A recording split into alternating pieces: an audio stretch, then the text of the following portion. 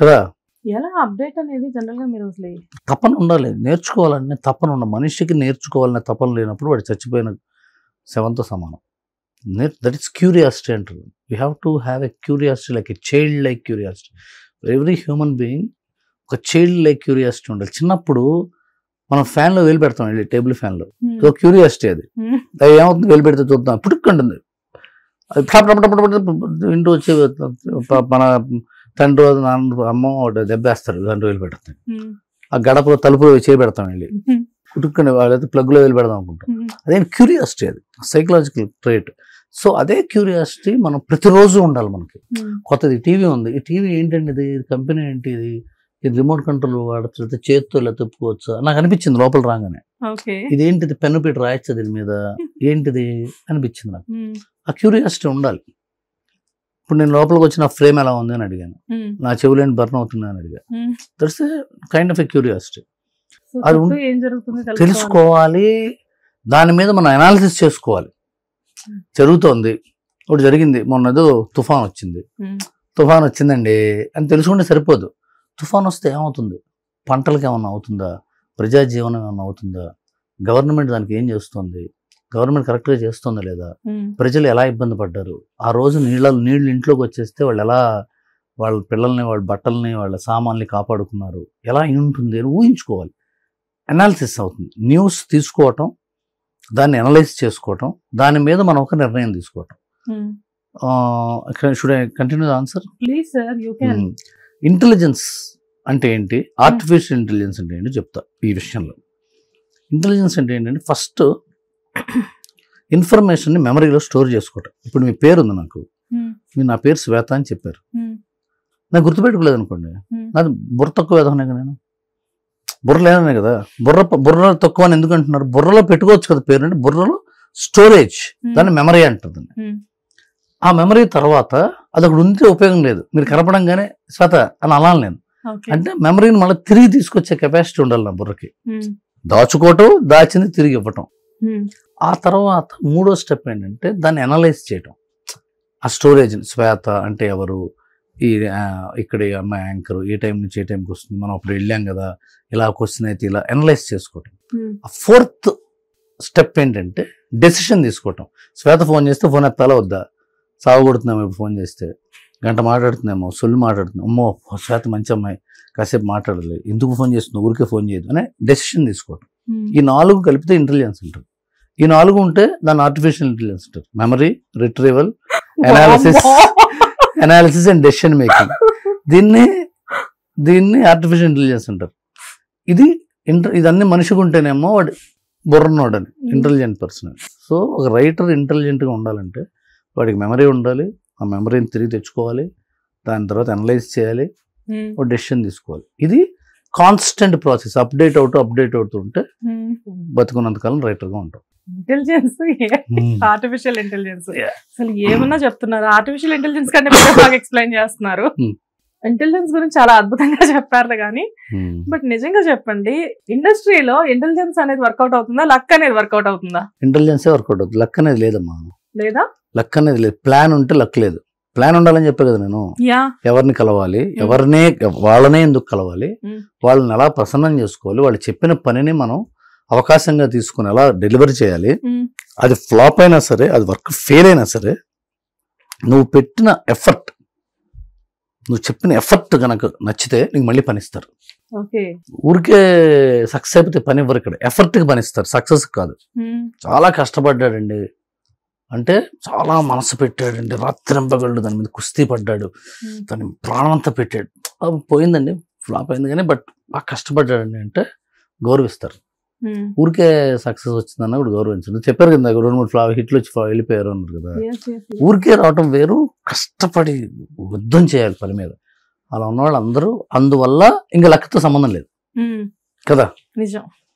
Luck అనేది చాలా మంది ఏం చెప్తారంటే, ఎంత టాలెంట్ ఉన్నప్పటికీ కూడా లక్ అనేది మినిమం ఉండాలి ఉంటుంది. అంటే అదేంటి, ఎందుకంటారు, అది మనం కష్టపడిన తర్వాత వర్కౌట్ అవ్వలేదు అనుకోండి, మనం ఏడుస్తాం కదా, అప్పుడు వచ్చే డైలాగులు, అమ్మ ఇంత కష్టపడ్డా వర్కౌట్ అవ్వలేదురా, లక్ ఉండాలిరా, నాకు కూడా చూడాడు ఏం కష్టపడకుండా సక్సెస్ అయ్యాడు, అడిగి లక్ ఉంది, లక్ ఇంపార్టెంట్ అండి అని డెసిషన్ తీసుకున్నాం. కాదు, మనకి ఈ రోజు లేదు లక్, రేపు రావచ్చు.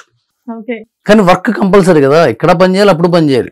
ఇంట్లో మీరు మేకప్ వేసి కూర్చుంటే మీకు ఎవరు ఇంటర్వ్యూ కదా, లక్కీగా ఎవరుగా మీరు పని చేస్తూ ఉంటే లక్కీగా పెద్ద చేప పడచ్చు. ఇప్పుడు నెల రోజుల నుంచి ఫాలో అప్ చేస్తుంటే గెస్ట్ అనుకోకుండా ఒక రోజు మధ్యాహ్నం ఇలా 2 గంటలకు వర్షంలో వస్తారు. అదే అలాగా చెప్తున్నాను. రైట్. సో ఇండస్ట్రీకి ఎంతమంది వస్తూ ఉంటారు, వెళ్తూ ఉంటారు. మీరు అన్నట్లుగా అవతల మనిషితో ఒక ప్లాన్ ప్రకారం వాళ్ళని ప్రసన్నం చేసుకోవడానికి ఇప్పుడు వచ్చే కొత్త రైటర్స్ కి మీరు ఇచ్చే సజెషన్స్ అంటారా? కాదు రైటర్నే కాదు, ఏ పనైనా ఏ డిపార్ట్మెంట్ అయినా ఎక్కడైనా లైఫ్ లో ఎక్కడైనా. ఇప్పుడు అక్కడ కెమెరామెన్ ఉన్నాడు, అతనికి ఉద్యోగం రావడానికి ఎవరి దగ్గరకు తిరిగి ఉంటావు కదా నువ్వు, తిరిగి సరే పెట్టుకోండి అని అతను చెప్పుంటాడుగా. అంటే తిరగడం ఎందుకు తను అర్థం చేసుకున్నాడు ఆయన, బలా వాడి చుట్టూ తిరిగితే నాకు పని అవుతుంది అని. ఊరికే సిటీ బస్ ఎక్కి కూకట్పల్లి నుంచి బిహెచ్ఎల్ నుంచి రాస్ రోడ్స్కి వెళ్తే కెమెరా పైన ఉద్యోగం వస్తుందా? రాదుగా. అది కదా, అది ప్లాన్ అనేది, అది ఉండాలి. గుడ్డెద్దు చేయలో పడినట్టు వెళ్ళకూడదు, అవునా కదా. అప్డేట్ అనేది నిజంగానే మీ రైటింగ్ స్కిల్స్ ఎలా ఉంటాయంటే మూవీస్ చూసినా కానీ, లేకపోతే ఇప్పుడు వెబ్ సిరీస్ ఎక్కువ రాస్తున్నారు కదా మీరు, అండ్ ఓటీటీ అనేది మిమ్మల్ని చాలా గట్టిగా వాడుతున్నట్లుంది. నేను వాడుతున్నా, మీరే వాడుతున్నారు. ఇప్పుడు ఎవరిని మనమే వాడాలి. ఇప్పుడు ఏంటంటే సినిమా ఇండస్ట్రీ ఇదివరకు రైటర్లు డైరెక్టర్లు విడివిడిగా ఉండేవాళ్ళు. ఇప్పుడు రైటర్లు ఆ డైరెక్టర్ల కింద ఒక టీం లాగా ఉంటారు. ఆ టీంలోకి కొత్త వాళ్ళు రావడం ఉండదు, పాత వాళ్ళు అంత తొందరగా వెళ్ళరు. సో ఏమవుతుందంటే రైటర్గా మనం ముందుకు వెళ్ళాలి అంటే కొత్తవి నేర్చుకోవాలి, అప్డేట్ అవ్వాలి. ఓటీటీస్ వస్తున్నాయి, ఆ ఓటీటీ వాళ్ళకి రైటింగ్ చాలా అవసరం. They respect writers a lot. చాలా గౌరవం ఇస్తారు, అవకాశం ఇస్తారు, అసలు వాళ్ళు పిండుతారు, రుబ్బి వదులుతారు. సినిమా ఇండస్ట్రీలో ఏముంటుంది, పెద్ద హీరోకి రాయాలంటే ఒక లవ్ ట్రాక్, ఒక విలన్ ట్రాక్, ఒక హీరో ట్రాక్, వీడు వెళ్ళివాడిని ఎలా కొట్టాడు, ఎంతమందిని చంపాడు, ఎంత ఎత్తు నుంచి దూకాడు, ఎంత గొప్ప డైలాగులు వేసాడు, ఎలా చంపుతానని వార్నింగ్ ఇచ్చాడు, ఇవేగా ఉండేది. అదే వెబ్ సిరీస్లో అలా ఉండదు. 5-6 ట్రాక్లు ఉంటాయి, అన్నిటికీ కథ ఉంటుంది.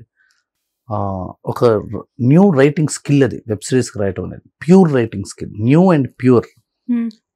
ఒక వెబ్ సిరీస్లో 40 నిమిషాలు 50 నిమిషాలు ఒక ఎపిసోడ్ ఉంటే, అలాంటి ఒక 10 ఎపిసోడ్లు ఉంటే 500 నిమిషాలు, 450 నిమిషాలు, 300 నిమిషాలు రాయాలి. పాటలు ఫైట్లు ఉండవు, మొత్తం కథే ఉంటుంది కదా.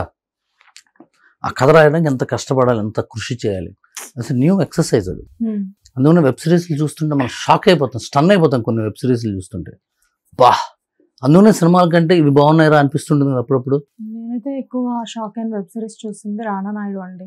చూసారా? బాగుందా? చాలా బాగుంది. Thank you. కాకపోతే మీరు రాసారని నాకు ఎక్స్పెక్ట్ చేయలేదన్నమాట. ఎందుకో అంటే మీ రైటింగ్స్ లో ఇది కొంచెం పీక్స్ అనుకోవచ్చేమో అనిపించింది. అదొక రకం. ఇప్పుడు ఆ కథకు అలా రాయాలి, ఇంకో కథకు ఇంకో రకంగా. నేను సర్వం శక్తిమయం వెబ్ సిరీస్ చేశాను, అది అష్టాదశ మహాశక్తి పీఠాలు, pure Hindu philosophy. Hit TV app, ఇందులో short news, live news, entertainment shows, movies, digital magazines తో పాటు మీ జిల్లా వార్తలను కూడా ఫ్రీగా చూడొచ్చు. ఇంకెందుకు ఆలస్యం, వెంటనే హిట్ టీవీ యాప్ ని డౌన్లోడ్ చేసుకుని ఫ్రీగా ఎంటర్టైన్మెంట్ పొందండి. Hit TV app. Hit TV app. Please download hit TV app. Hit TV app ని ఫ్రీగా డౌన్లోడ్ చేసుకుని ఎంజాయ్ చేయండి. మీకు నచ్చిన ఎంటర్టైన్మెంట్ కోసం హిట్ టీవీ యాప్ ని ఫ్రీగా డౌన్లోడ్ చేసుకుని ఎంజాయ్ చేయండి. హిట్ టీవీ యాప్ ని డౌన్లోడ్ చేసుకుని ఆస్వాదించండి, ఆశీర్వదించండి. ఇంతమంది సెలబ్రిటీలు హిట్ టీవీ యాప్ ని డౌన్లోడ్ చేసుకోండి అని చెప్తున్నారంటే ఎంత మంచి యాప్ ఆలోచించండి. అమెరికాలో చదవాలనుకునే వాళ్ళకి విశ్వసనీయమైన పేరు మన శౌర్య కన్సల్టెన్సీ. UK లో 1 year masters, 2 years work permit up to 5 years visa. Contact Saurya Consultancy. Contact 89851 89851.